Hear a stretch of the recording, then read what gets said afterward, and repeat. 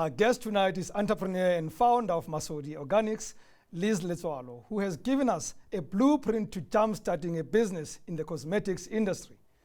Join us in the discussion on our social media platforms using the hashtag #TasMe. And please share your thoughts. Liz, I want us to go back to, again, getting onto retail shelves, right? It is hard. Many people will tell you they've tried. Yeah. But once you hit the shelves, everything changes. Yeah. Now the numbers have to change because now you have to say, these guys say to you, but we need 50,000 on the shelves. Yeah. How do you respond to that? Yeah, you do one of two things. You increase your manufacturing capacity. So we have an in-house manufacturing facility, as you could see. A tank as small as, 500 liters. 500 liters can give you quite a lot of products. So it's about increasing your in-house capacity or looking for third-party manufacturers or contract manufacturers.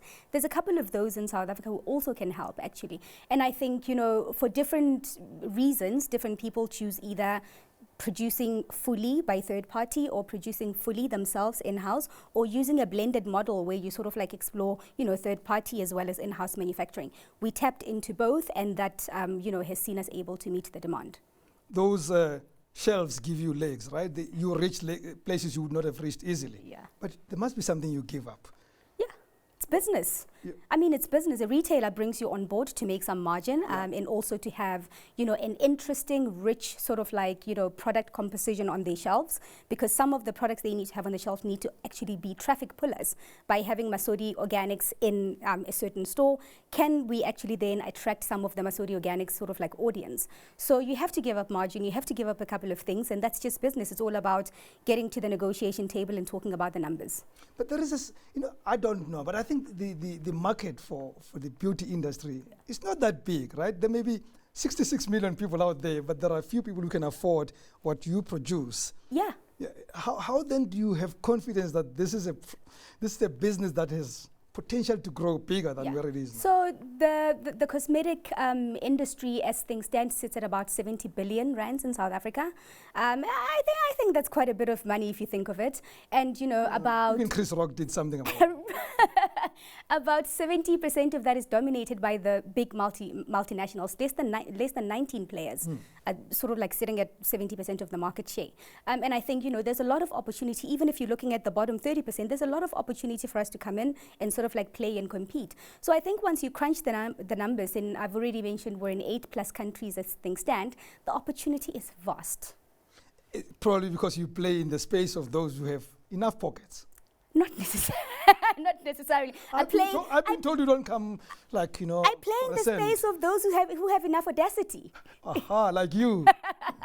So let's talk about the customer. Yeah. We've spoken a lot about the business, but I'd like to find out the softness, the soft touch of what people say in return when they've used your product, when they've touched your product, when they've related with the product. Yeah. What feedback are you getting? That's an emotional one. From time to time, the team and I will go onto the different platforms, especially the online platforms we're listed on, and we'll look at, the product reviews. And from time to time, I actually do get emotional, because that's when you start realizing, beauty contributes to people's dignity. At the end of the day, people want to look at themselves in the mirror and recognize themselves.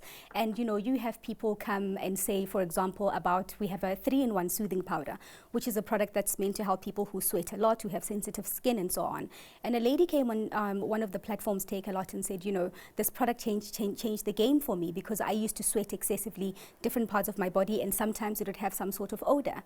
And when you look at what you're able to do for people, restore the confidence, restore the dignity, it's very heartwarming. And when you look at someone say, I've had incredibly difficult time with my scalp issues. I have dandruff that just doesn't go away. I'm scared to wear my hair. I always have to sort of like hide it away, and so on.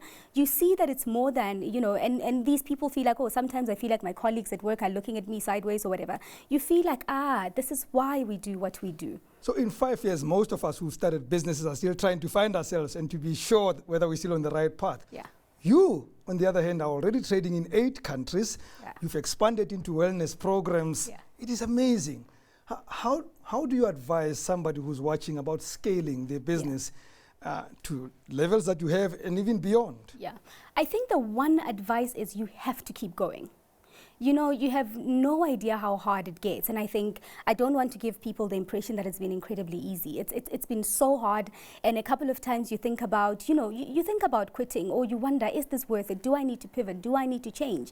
But I think one of the things that I've seen at every different, you know, point of my career, or even of starting Masodi and continuing building the brand, the moments where I've held on tighter in order to not let this thing slip, are the moments that I, you know, now reflect and I'm like, I'm so glad I held on tighter. So it's a, you know, it's going to take about 10 years before a business is actually sort of like stable and you feel like, and I know I'm not even halfway through. So it's a long game, and you have to be willing to pour every ounce of yourself into this thing you're doing every single day. I had 300 more questions to ask you, but I got 3 seconds left. So thank you very much. I gotta go. Thank you, Liz. Founder of Masodi Organics, Liz Letsoalo. From me, Rams Mabote, goodbye and God bless.